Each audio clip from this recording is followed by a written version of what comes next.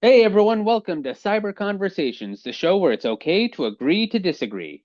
Today we are continuing our conversation on Star Wars Episode VIII, The Last Jedi. As I've said in the past couple of episodes, this movie divided us more than the other Star Wars movies up to this point. So there's a lot to cover. There was a lot for us to discuss. I am trying to edit it to keep it manageable, but there's still going to be more episodes than I would have liked. I try to keep everything down to 4 episodes, but it looks like this one's going to be 6. Just to give you an idea of how much there was to talk about. I do cut out parts that are unnecessary, or I try to, but there's just so much good information, interesting conversations that I want to get out there. Also, I have said this before as well, because this movie divided us so much. Vern and I did think that it was a good idea to reassure everyone that we never got into a real argument.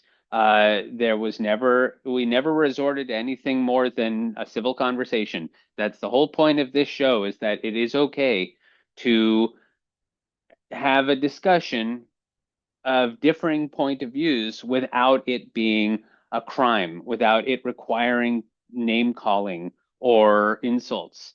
We never insulted each other, and I just wanted to make sure that you knew that. And Vern agreed that this was a good thing, for us to tell you ahead of time. So, without further delay, if you haven't already done so, please hit like and subscribe, and I hope you enjoy the show.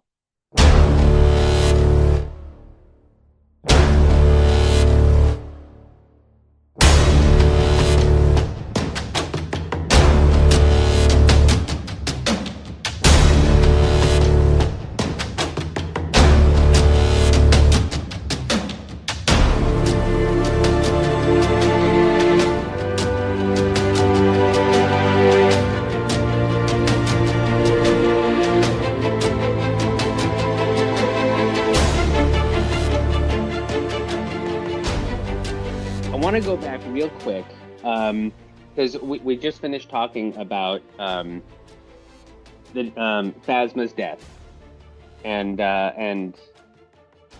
but I realized after we had gotten done with it, we were talking about Yoda destroying the Tree of Life, and I had said that I felt like it was a new beginning. And here's something that I had completely forgotten about, or I should have mentioned it because it's something that I think I missed the first couple of times that I saw the movie.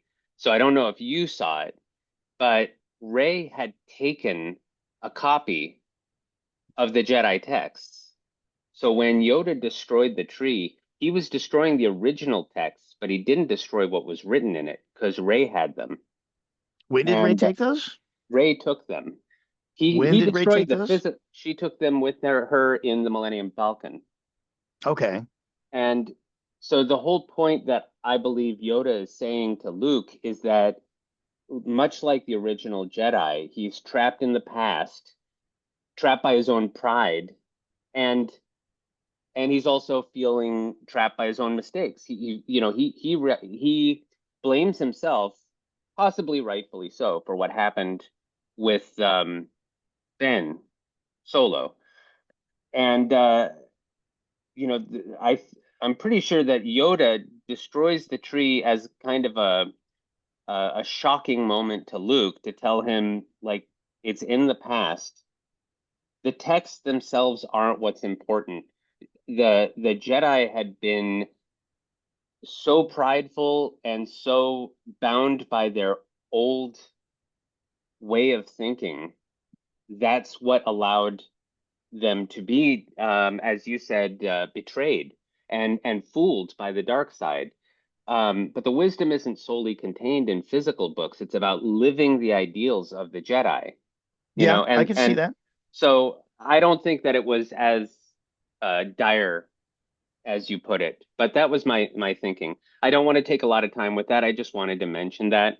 No, that's a good Um, point. I think I would add to that a counterpoint that I think much like we don't sort of collectively appreciate politics being embedded into our stories, I think maybe this moment maybe for me, I think for most people, but I'm just going to say for me, there is sort of an inescapable commentary on the real world here that I really don't like, and that I really see in our real world today, that I feel like either Disney or Ryan or a combination of both were trying to use the Star Wars story to make a commentary about the real world. And that's a first of all, that's not something unheard of in science fiction, obviously, but not something we appreciate when we're trying to have some form of escapism. We're trying to, acknowledge a fantasy story that takes place in another galaxy, and yet you're making a commentary on the news tonight. And second of all, I could just, firmly go out on a limb and say, this is not a philosophy or a commentary that I appreciate or that I agree with, which is why politics are a bad idea to embed in stories, because no matter how zealous you are about a particular kind of politic, um, all you're going to do when you're entertaining a general audience is turn on half of them because they already agree with you and turn off the other half because they don't. So it's unwise. I And I that's what I see. I understand that, although, and I want to read this to you again. I think I said this way back on our very first episode, but this was a really well written paragraph about what science fiction is. And the paragraph was, as a genre, science fiction extrapolates what is possible and extends it forward in ways intended to make its audience think. Good science fiction has always provided commentary on current events through the lens of the futuristic. This person who wrote it said they've reviewed all of the original Star Trek, and much of it was about anti-war movement in the 60s, the war in Vietnam, communism and socialism, and the future of computerization. Intelligent writers of science fiction are always going to talk about what they see happening in current events. And I agree with that. That's what science fiction at its very core is. Sure. Not even science fiction. I'd go so far as to extend that to say all of Fiction. fiction. Yeah. Sure. Potentially, So sure. Well, then I will just establish that firmly and say, then I don't like this scene because I think that using fantasy characters to preach to people that everything that humanity has been doing up till now is wrong, so we need to throw away everything that grandpa and dad thought was right and reinvent our own way of looking things. I understand, but I take it as he destroyed the tree as a way of jolting Luke out of his exile and telling him it's time to move forward. Take Sure, what you've that I learned. like. I like It, that point. I get that point. You because you don't Luke have to was living reiterate in the that point past. because I totally agree with that, and I think that that's one positive, constructive way to analyze what's I happening don't there. think that Yoda is saying burn down everything that came before. He's burning the tree as a symbolic link to what is holding Luke back. Luke is so stuck on the dogmatic traditions of the Jedi that he's not thinking about how to build on what they did that was positive. The Mm, Jedi overall was a force of good throughout the galaxy, but they did things, and we've seen it even since the movie. They did things that were questionable. but we're talking about something that has gravitas to the entire Star Wars lore that goes all the way back through all nine movies. So saying Ray's got a copy, don't stress. Yoda is laughing at the destruction of the last of the Jedi tomes because it's worth it to him to launch Luke out of this funk that he's been in. That's an excellent point if it's true.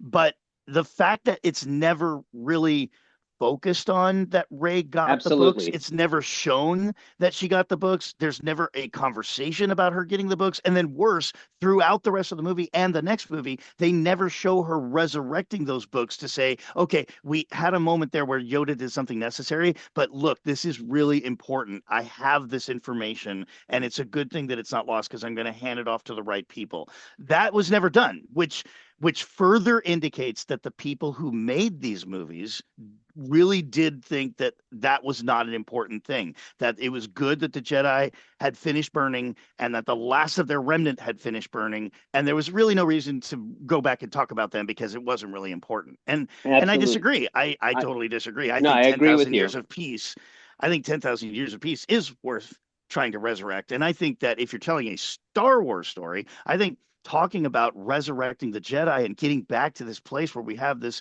training, facility for heroes in the galaxy is probably an important part of the story that we never get a taste of. I agree with you 110%. And my that Okay. math just blows my mind.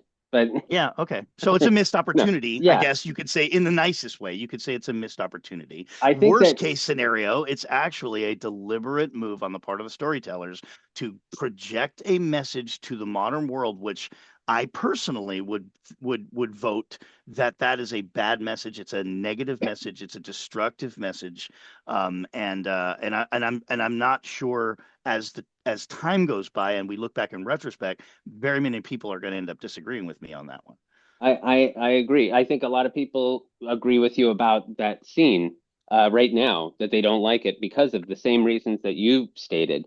And I agree that they should have shown it much more clearly. They sh and maybe you and all of the other people who think like you would maybe have changed your mind about this scene if they had made it very, very clear that the texts were not being destroyed because she has them. Okay, so I just want to go back to one thing. We kind of skimmed over it before, but we had talked, you had mentioned that you wanted to talk about it, and we got so caught up talking about the scene where Leia floats in space that we completely brushed over the scene that you wanted to talk about, which takes place right before that. Okay. And that is Kylo Ren had Leia's ship in his sights. He's ready to fire, and then he holds back, and he does not fire that shot. Another TIE fighter is the one that Oh blows yeah, Leia's ship. And you had right. said that you wanted to talk about that. So I was going to let you talk about it, and then we completely skipped over it when we got to Yeah. Leia's ship. Yeah, So, yeah.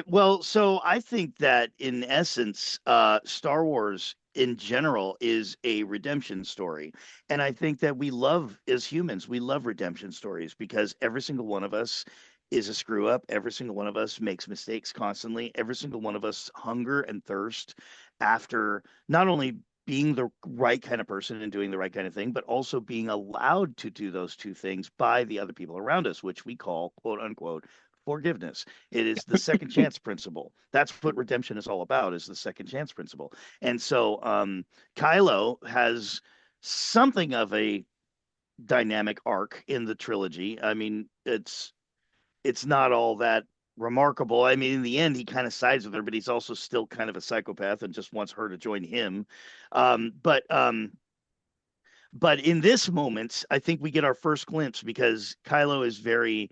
It seems from the very beginning in The Force Awakens that he's very conflicted. He seems like he's just angry, and he has some conflicts in him, much more than Vader ever did, about what he's doing. And not necessarily in a I don't know if I'm a good guy or bad guy way, but more of a petulant child kind of way. Like yeah. I'm so angry I'm not thinking straight, but I'm just going to destroy everything anyway.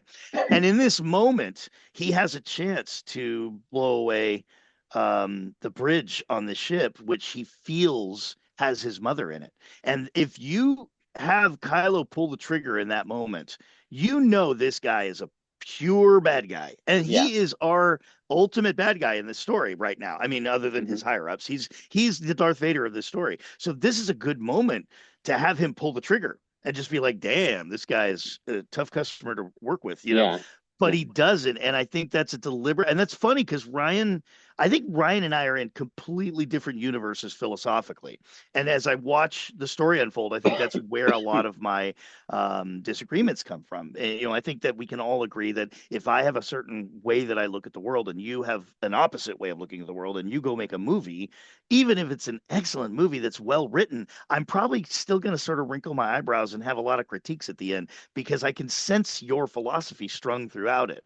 And in this moment, I feel like there was a Lucas, there's a little bit of Lucas in there because I think Lucas and I, our philosophies and worldviews are much more similar than mine and Ryan's say. And so this was impressive to me because it is you see his finger on the trigger, you see him sense that his mother's there, and you see his finger come off the trigger, and then you see the guy next to him who is probably no force sensitivity and doesn't give a shit, and he just is after rebels, and he Hmm. pulls the trigger and blows the bridge out, and you can see for a moment I don't know if I'd call it regret, but you could see shock on Kylo's Yeah, face. Like, yeah, I didn't mean to do that, but oh, you did it anyway. And I'm too much of a bad guy and too much of a leader to say, you shouldn't have done that or get behind you and blow you up. So we're not making Kylo a hero or anything.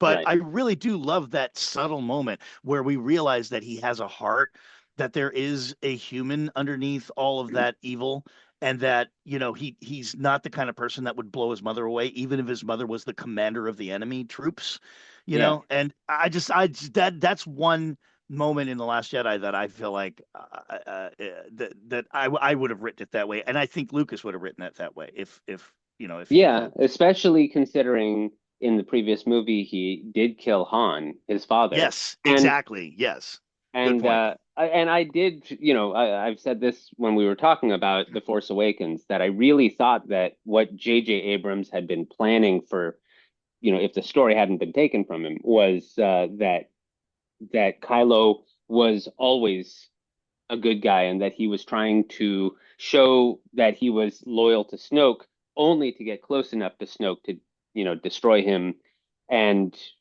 save the galaxy. But instead, uh, because Ryan is who he is, that didn't happen. Instead, it brings us right back to where we were, which is Wow, I later would have on. loved that. What you Yeah. just said, that would have been awesome. I think everybody would have loved that. Yeah, that was what I really thought was going to happen when I saw The Force Awakens. And you could Given be that right. In JJ's credit, maybe that's what he was thinking. Maybe that's what he was planning. That's why I said I would love to be, if I was J.J. Abrams' like best friend and confidant, I could ask him off the record Yeah, yeah. because I know he's never He going would to say it on never the say record. that in public. No. Yeah, but if I we but if we I know knew him, Hollywood really well. And they, yeah. not no offense, but like when you're in show business, when you're on camera, you have to, first of all, you've got non-disclosure agreements you have to abide by because there are legal consequences for breaking them. So you only say the things you're supposed to say and never say the things you're not supposed to say.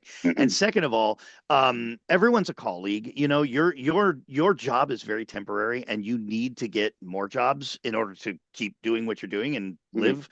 And so you gush over your coworkers, even when you hate them, and you Yeah. gush over your, director of photography and your producer, even if you had, strained relationships. And decades later, it may come out that you had a strained relationship, quote unquote, which really was just pure blood boiling hatred, but it comes out in the nicest way possible. And so there are many things that JJ would probably love to say to the public that he can't, and probably some things that Ryan would love to say to the public that he can't. So yeah, I imagine that if you could be a confidant and just be sipping martinis by the pool and hear his inside story, there would be some interesting things that would come out of that.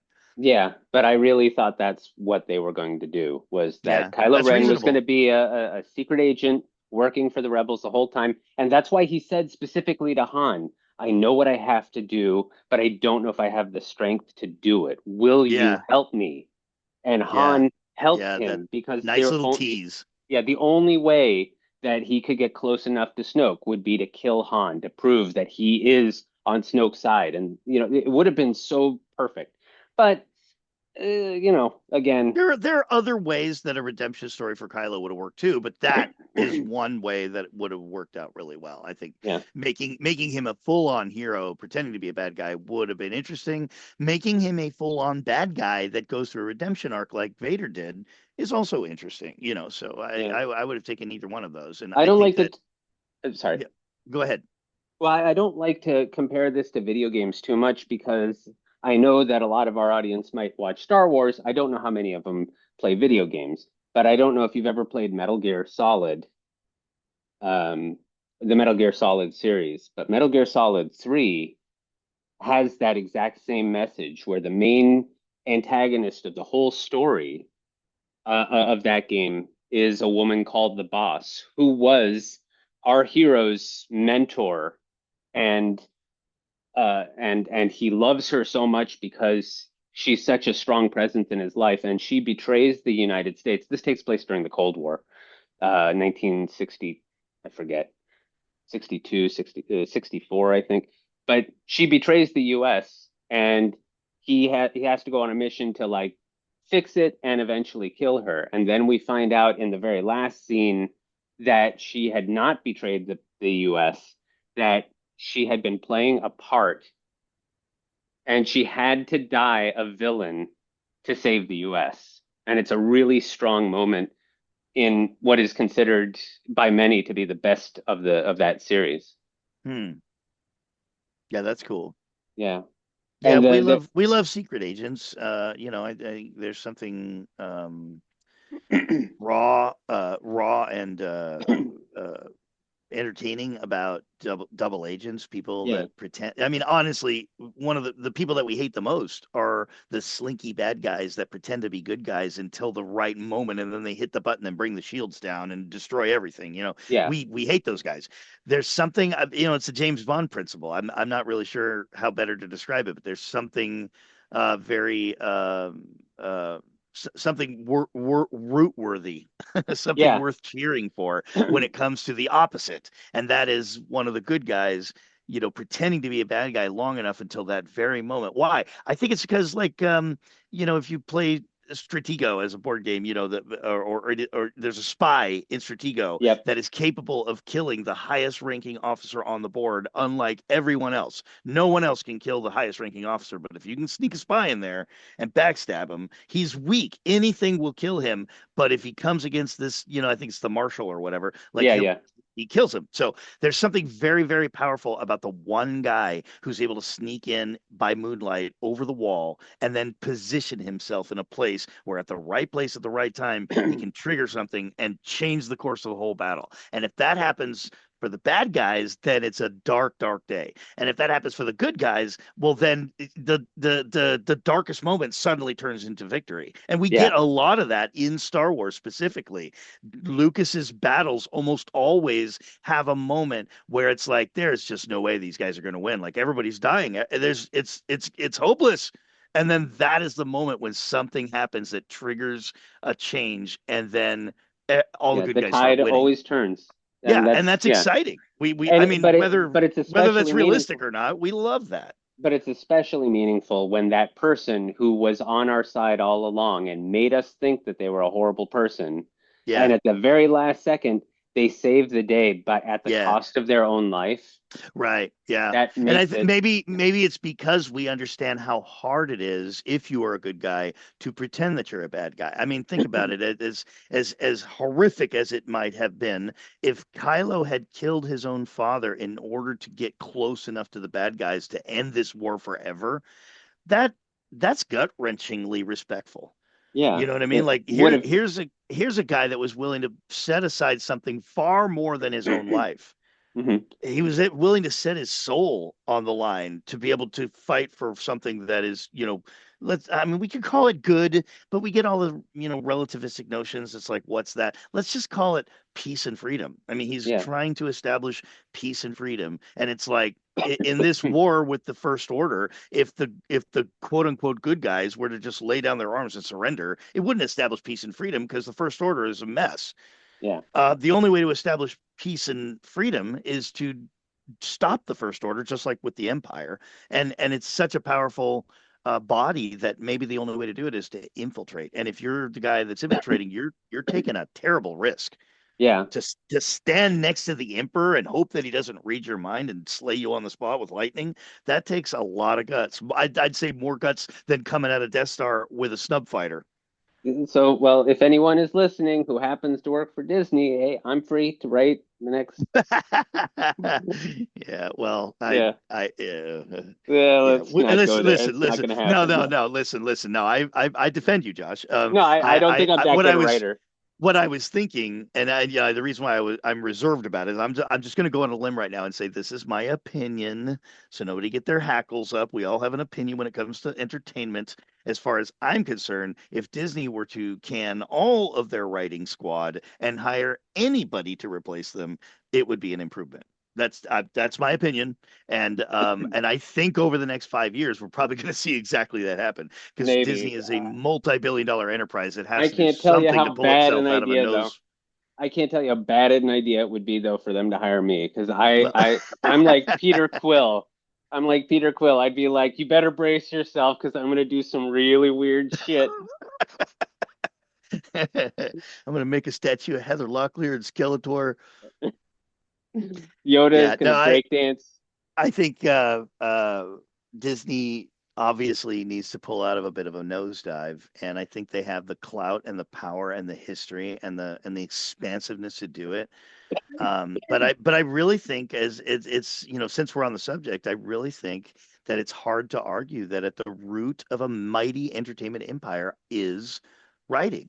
If you are writing well, then your animated stories are loved, and those animated stories become backpacks and posters and action figures, and then they become rides in your theme parks. And like everything you do is plugged into these characters, and it's a giant profit generating empire, but it all starts with likable characters that are following something that is akin to the moral compass of the average person in the audience, and ultimately makes people feel good, and if possible, teaches them lessons about themselves, makes them feel more empowered, encourages them, inspires them, brings them together, not drives them apart. There's lots of things that entertainment can do that's very valuable for society, and if you do those things, then the faces of the people and the robots and the aliens and the animals that bring that feeling and that togetherness and teach those lessons, they become the profitable action figures and rides and t-shirts of tomorrow. So Yeah. I think you could argue that if Disney is in a nosedive, if then it's due to a lot of poor writing for a long time. And if Disney can pull out of the nosedive, it's going to probably be, although it will never be credited to them, it will probably be the credit of good writers that come in and really begin to tell good stories that people enjoy. I'm being overly optimistic. I don't think that Disney is in a nosedive. I think that it's Okay. still, I think they can, I mean, because I love Andor, and I'm in the middle of season 2 right now, Hmm. and it's just as good. And I Okay. mean, again, I know a lot of people don't like Andor because it's boring, but Fair I enough. still believe that Star Wars is not just pew pew and laser swords. I think that there's a lot more to it, and Andor is a perfect example of the formation of something as significant as the Rebel Alliance, something that Well, we I need to see, I think it's that safe I to love say that seeing. Star Wars has always been about pew pew, and I think you're not paying attention if you deny that. No, no, But I'm not but saying it's not. but I would go so far as to say that Star Wars doesn't have to be all about pew pew, because when it comes to lasers and battles, that's usually a conflict that is caused by something that was good that was happening that is under threat, and something that is good that we want to happen again that we can't happen until we have the pew pew. And No, so that's what makes wars special. That's what makes them, quote unquote, fun stories to tell, because it's not about the war. It's about what we lost and what we want back. It's about mhm. what's under threat and what we want to protect. And those are things that are important to us. So I would go so far as to say that even though it's obvious that Star Wars has always been sort of comic booky pew pew, I think that it doesn't have to be. I personally would love to see a whole series on everyday life on Coruscant. I would love to see something that's really well thought through, with a lot of just everyday life and even politics and like technology and imagination about what it is to live on Coruscant and do commerce, and maybe following the story of a family that's trying to build a business or something like that Yeah, yeah. in the Star Wars universe. I'd love that. I Well, would love. I don't want to sound like I don't want to accidentally be misquoted. I know that Star Wars has always had pew pew in it, but I've always felt like it was more than just that. And whether it is or not, whether it has, action scenes in it or not, that doesn't mean every single story in a Star Wars in a Star Wars show has to be constant action, constant pew pew, constant laser swords. And I would love to see um, I'm loving Andor because it is the formation of the Rebel Alliance. And to what you said, I agree. I would love to see everyday life on Coruscant. I would. I mean, I've also said this about the Marvel universe. Something that I would love to see, and I know they'll never make it. And if they did, they would get blasted out of the sky. But I would love to see a movie that has almost no action in it, but takes place during the blip, that whole sequence when half of Oh yeah, humanity is gone, yeah, and we see absolutely. we see the like a glimpse of it in the first, part of Avengers Endgame, where the world is quiet and Captain America is in a therapy group and leading a group for people who are grieving over people that they've lost. I would love to see a movie that takes place entirely during that period of people, having to cope with the fact that half the world has disappeared, even though there would be less action. But I know that they would get completely torn apart by the people who only want to see Michael Bay action and explosions, and they don't want to think. They just want to blow shit up. And that's not a criticism. It's just, But that's always what Star Wars has been for. You know what I mean? I mean, it's yeah, all always has been. but that doesn't mean that there can't be a separate show No, no, it that's does not. in the Star Wars universe. And that's exactly what Andor No, is. And what it kind of proves to me is that you can watch Star Wars and you can enjoy every single bit of it without ever watching Andor. And it still makes perfect sense. But if you want to see the beginnings of the Rebel Alliance and what brought Andor into the Rebel Alliance, then you can put aside the pew pew and watch this show about the intrigue and how awful it is under the regime of the Empire. And you go in knowing it's not full of action, but it is a very thoughtful show, and it sure, happens to take place in the Star Wars universe, but doesn't have the pew pew. sure. Yeah, I don't disagree with that at all. Yeah, I think that a good way to put it is to quote George Lucas: "A special effect without a story is a pretty boring thing." yeah, You gotta like I do appreciate something that we don't see a lot of. We see the rebellion getting blown up by the Empire, and we are following these likable characters that are in the rebellion, and then we go, "Oh, those bad guys, they shouldn't blow up our friends." But the reality is, the only reason why the Empire is blowing up the rebellion is because they are rebels. yeah, They're caught, the Empire thinks that they're suppressing an uprising in protection of the standing government, the standing regime. yeah, So, and I'm not sympathizing with the empire, don't get me wrong. What I'm right, saying is that we never really get a solid glimpse of what it's like to be an everyday person in the everyday world of the Star Wars galaxy and see firsthand why the empire is such a serious problem. And yeah, so when the rebels start blowing up their installations, we want to cheer, which is pretty simple minded because our friends are in that rebellion. And of course, we love the underdog blowing up the big bad government. We love that. That's sort of universal.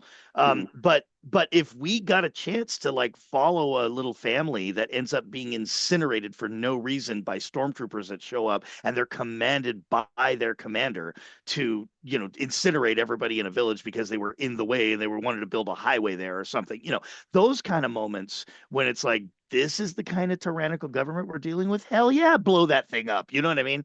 It exactly. it it, it bothers me sometimes when I go online and I see people that are, increasingly sympathizing with the empire or empathizing with the villains. And it just feel like I get it. Like people are trying to be sophisticated and like see things from every angle.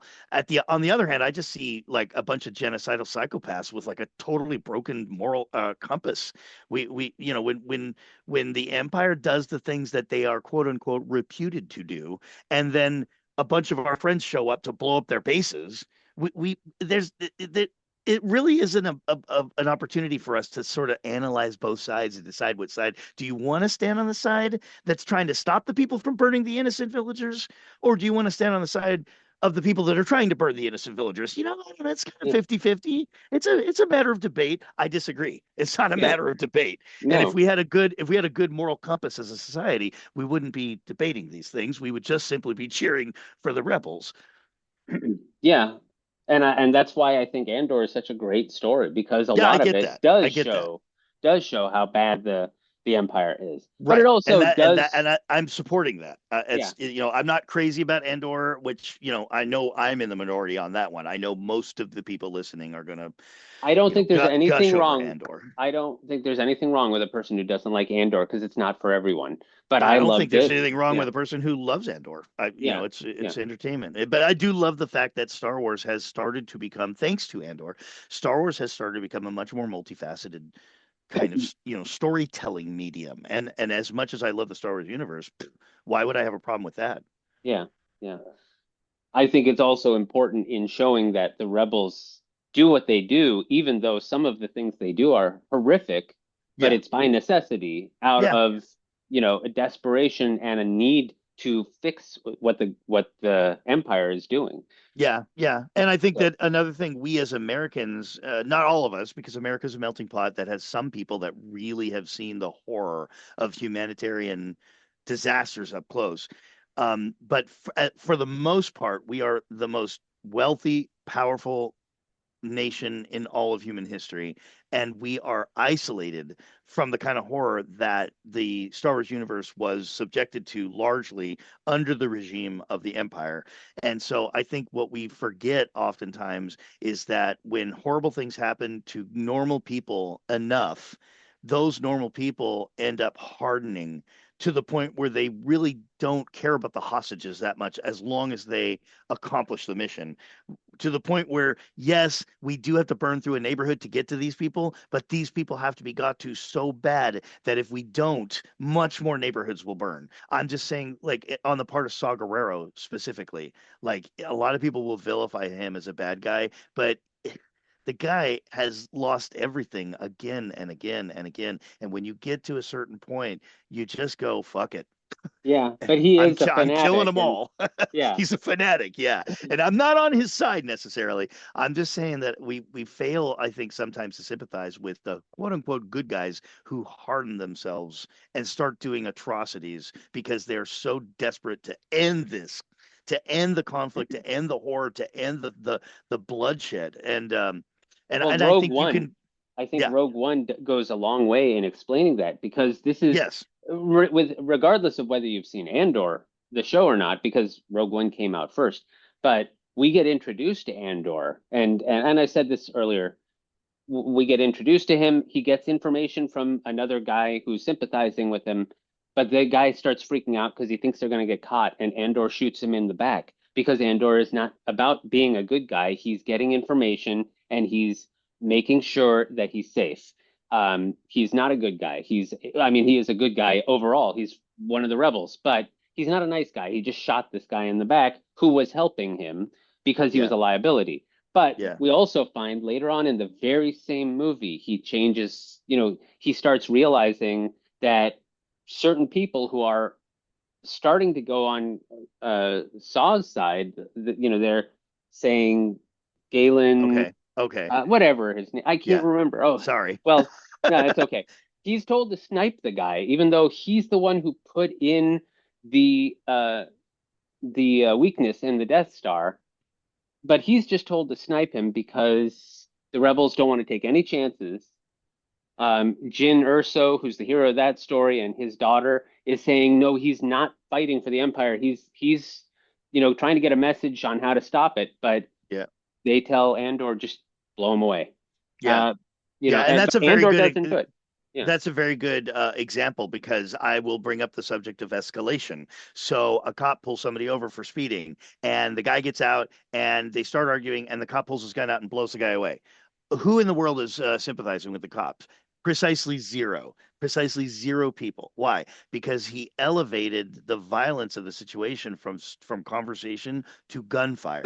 On the other hand, when somebody gets pulled over for speeding and then draws a gun on a cop, and the gun pulls his gun out, and the cop pulls a gun out and blows him away, there's still going to be a controversy, but there was an escalation principle at work there. When beginning in the events of Andor, really beginning in the close of the close of the Clone Wars, actually the opening of the Clone Wars, all the way up until Luke's torpedoes go down the shaft.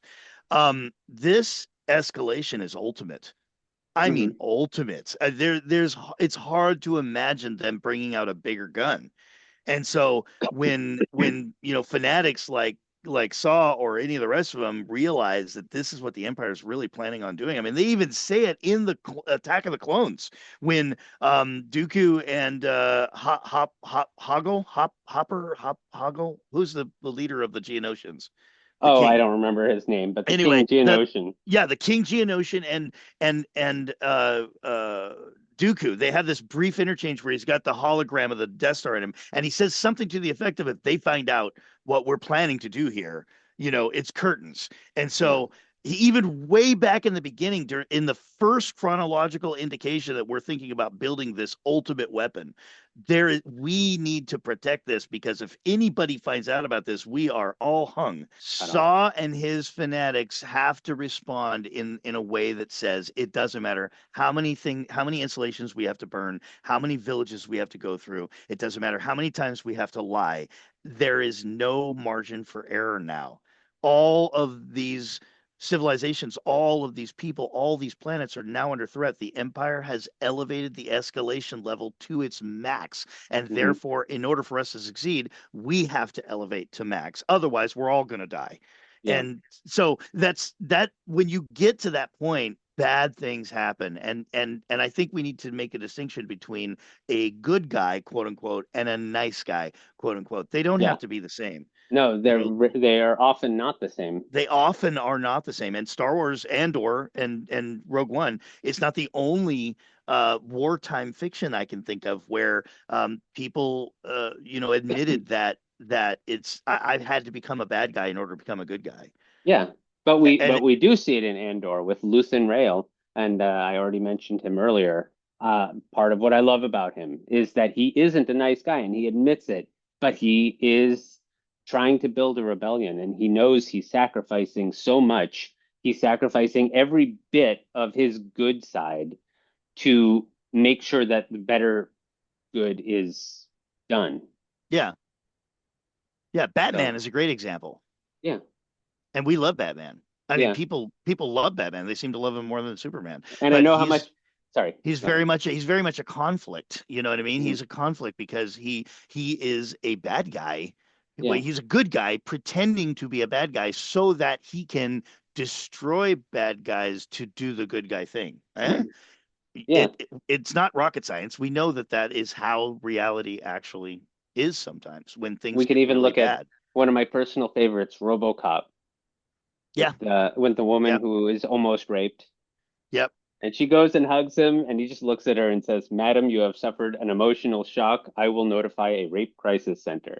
Yeah. Cold-hearted, but Yeah, got the job done, you know. And yeah, again, even like not to defend OCP and their tyrannical maniacal management, right. but the only reason why the robot cop program was initiated is because Chicago had become such a cesspool Detroit. that, or I'm sorry, Detroit. They had to resort to these extreme measures in order to meet an extreme danger. Yeah, And there are many circumstances like that. I mean, look at gosh, I almost hesitate to mention it, but it's pretty obvious, and there's there's a controversy around it. But look at Hiroshima and Nagasaki. Talk about resorting to a horrific measure in order to stop finally a global conflict that was just burning the world. hmm, And whether you defend it or not, it did end the conflict. We had already sort of secured Europe, and the Japanese were being jerks to a lot more than just us. They were terrorizing the entire well, yeah, I'm not. Yeah, Western let's not Pacific Rim forget, out there. U.S. did not get involved until Pearl Harbor. It wasn't Right. until they involved us. They started it, and Yeah, so and they got that. I mean, that's why we're allies now. They didn't hold a grudge for 100 years. They immediately sort of succumbed to the idea that, yeah, okay, our bad. well, I but actually but just think of Robin Williams when you say that. Robin and Williams I was like, he's like, what? We blow up your harbor, you nuke our towns, but then you buy our products and you bring us back up again. Nice people. so I mean, honestly, far be it from me to defend the dropping of nuclear bombs on civilian areas, but it's a good example of, look, we've had it. We've been doing this for 10 years. We're running out of resources. We're running out of lives. The whole world has been on fire, and now this is the last corner of conflict. We are going to take this final ultimate chance. And I think that in a parallel universe, when we didn't take this final ultimate chance, someone else did.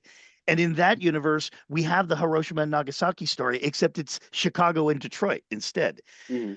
So anyway, when it comes to conflict, the rules kind of change a little bit. When people lose everything and they watch their parents burn and they see children get blown apart, and they're subjected to that kind of horror, sooner or later you just become a monster to stop the monsters. Yeah, And I think that makes for good storytelling, even though it does sort of get into a morally gray area. I think that it's an important distinction to make when it comes to the rebels because they are the good guys. They are clearly the good guys, but we also have to point out that being the good guys doesn't necessarily mean everything they did was bright and shiny. No, yeah, I think that's a good way to put it. Yeah. Yeah, and Rogue One was a great example of that, and Andor extends that. Um, I so haven't seen anyway, any of season 2 yet. I'm just going to confess that. that's I okay. We're Did you having a watch all Star of Wars season one? podcast. We're supposed to be Star Wars fans. We're supposed to be Star Wars experts. I think both those are true, but I have not got. Yes, yes, I saw season 1 all the way Yeah. through. I have not seen a single episode of season 2 yet. Okay. No, I don't think there's anything wrong with that because we're talking about The Last Jedi, which came out before Andor. And Yeah. I haven't finished season two, and I admit that. And I've also not seen everything. I've seen most of Star Wars stuff, but I have never watched Resistance. I've never seen Star Wars Visions, even though I know that's not really considered canon. Um, No, I what? suppose not. And I forget. There was another show that I think I haven't Worth seen. watching. Visions is I definitely worth I I watching. will because it looks But intriguing. I've I just would been. even go so far as to say that it's worth, because I'm an artist and an animator. Mhm. So it's definitely worth watching from an artistic point of view, from an animation point of view, even if not from a Star Wars point of view. And that's something that I couldn't recommend to everybody because not everybody is an artist or an animator. So, but it's I wish I 80. could be an artist and an animator, but I'm too impatient to animate, and I'm not a very good artist. Visions is 80-90% good Star Wars goodness. Like you stuff that you recognize as part of the Star Wars universe. Mhm. And in that, I would say that, if you have the spare time, definitely going through it as a Star Wars fan is a good idea. I definitely will. I just got some other shows that I got to finish first. I try not to watch more than one show at a time because I'm always afraid I'm going to get confused. That's clever. I don't think I'm very bright, so. I've got, I think, 1 or 2 episodes left of the Bad Batch, and Oh, I'm done for the first time. Just to give you an idea how long it takes for me to get around to stuff. But I yeah. absolutely love the Bad Batch. I have really, Yeah, really I been really enjoyed the Bad Batch. yeah, I I've been finished it not too pleasantly long ago. surprised by it. And I'm really looking forward, for the first time, I'm really looking forward to going into Rebels after this, because when I love Rebels. That's I still my first started favorite watching animated. Rebels not too long after it came out, and I was very immediately turned off by the animation because it seemed like a downgrade from the Clone Wars. It Uh, is. and I just didn't get. I don't think I got past the second episode. But now that I have the Bad Batch to sort of fill in that gap between the Clone Wars and Rebels, and now that I've seen Ahsoka and many other more modern pieces of Disney media that sort of extend and plug into that, including the Mandalorian and other things. Like, now I feel like when I watch Rebels, I'm just going to dismiss the quality of the animation and just focus on the stories and the progression of events. And when I'm done with Rebels, I intend to go back and watch Ahsoka again because I think I'll have a whole different perspective on the Oh yeah, story. definitely. Yeah. I said this before, but I went into Rebels the same way. I had just finished the Clone Wars, and it does look like a downgrade. And it doesn't just look like it; it is a downgrade. Their animation is just Yeah. not nearly as Clearly. good. Yeah. But Clearly. and I thought that it was going to be a kids show, and the first episode it reinforced that because it started much like Aladdin, with a kid stealing some fruit and then running away from security guards. And I really thought that they were going to start breaking out with, one jump ahead of it is, I really thought that was going to happen at one point.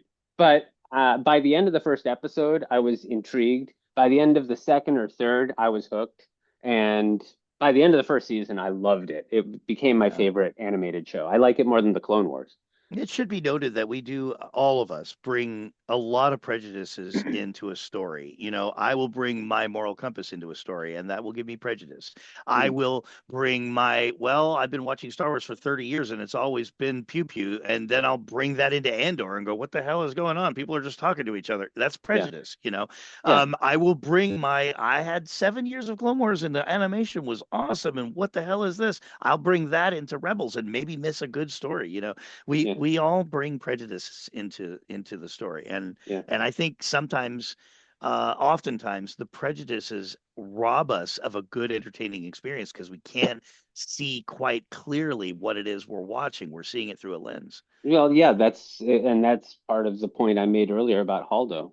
Hmm. Don't judge a book by its cover. Aldo was not a likable character, but she was definitely a good guy.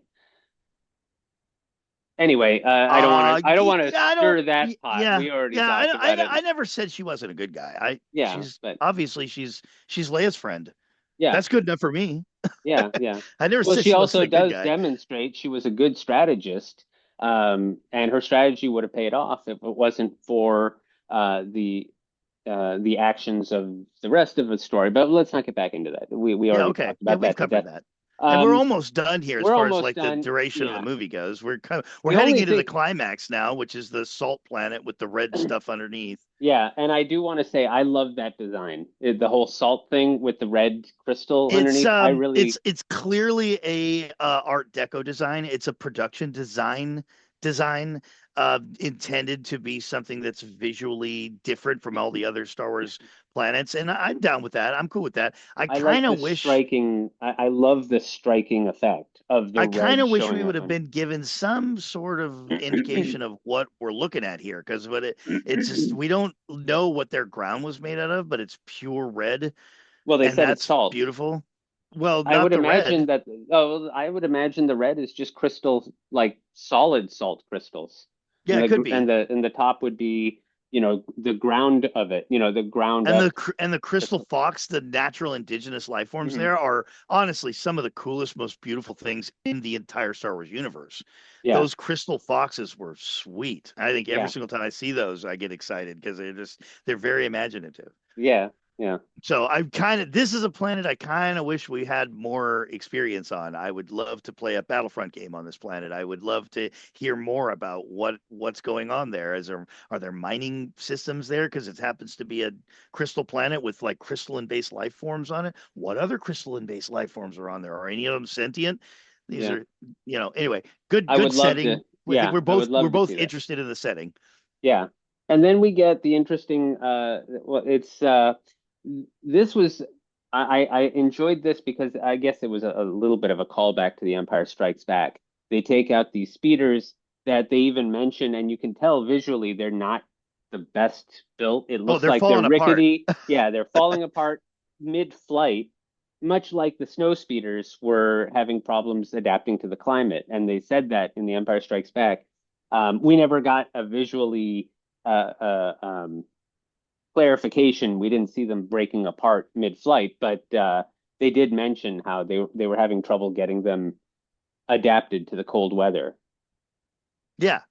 So I assumed that that was a callback. And then and the fight itself. And it's Uh, kind of snowy. I mean, the environment does have a. I mean, these oh are yeah, vessels that are designed to skim the surface.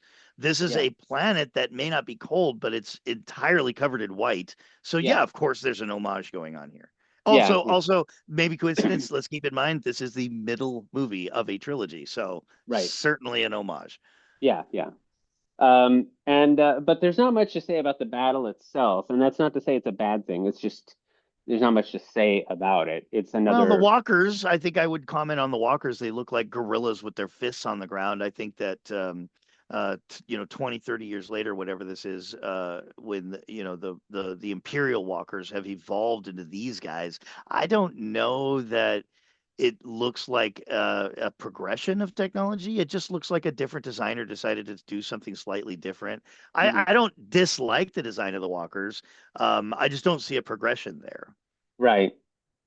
But I did enjoy, and we talked about this a little bit, which was Finn decides to make a suicide run on the laser that they're going to Mhm. use, the The cannon that they're ultimate going to battering use. ram. Yeah, he's going to make a suicide run, and Rose rams into his speeder and prevents him from dying.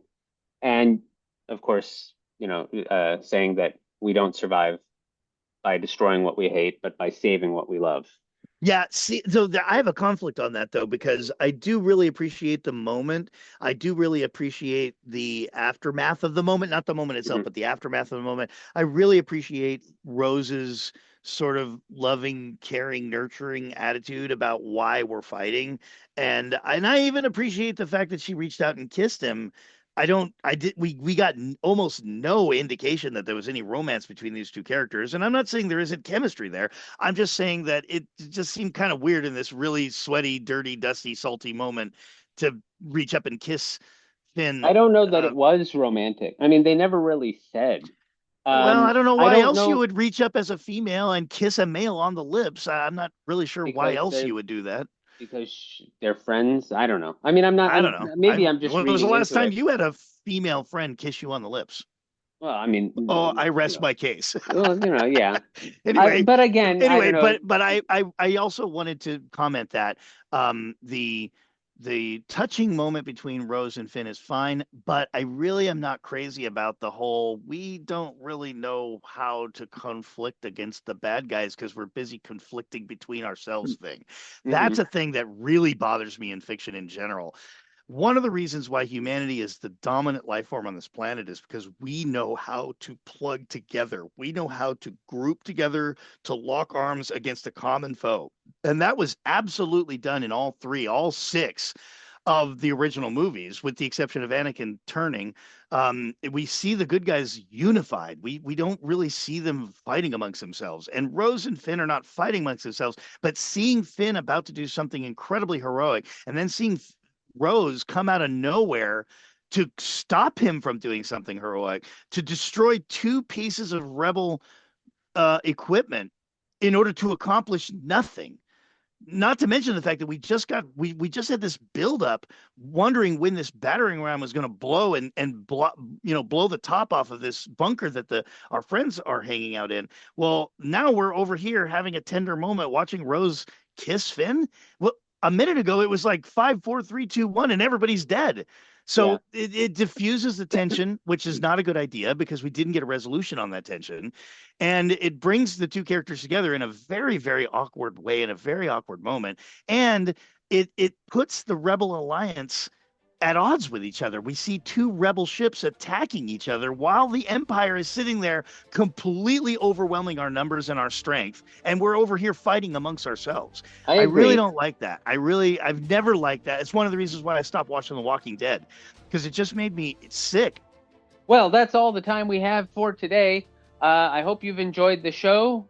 Next week, we will return with, I believe, our conclusion to our conversation on The Last Jedi. And following that, we will be discussing Star Wars Episode IX, The Rise of Skywalker, in 2 weeks. If you haven't already done so, please hit like and subscribe. And as always, please remember, make tomorrow better than yesterday.